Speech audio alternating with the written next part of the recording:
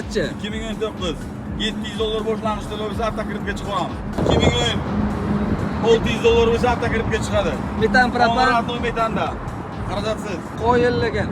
2016 1300 dolar bo'lsa chiqadi. Metan bor. Uni bateriya ham bormi yo'qmi? Barter admin bor. Tushunarli. Captiva 2013-yilda ishlab chiqarilgan Captiva 3-4 qilingan.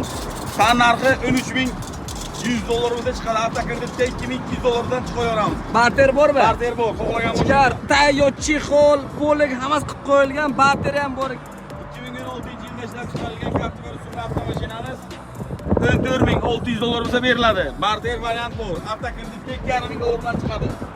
2014-yilda ishlab chiqarilgan Captiva rusumli avtomashinamiz 12700 dollar bo'lsa beriladi. Kreditga biza 1700 dollar bilan beriladi.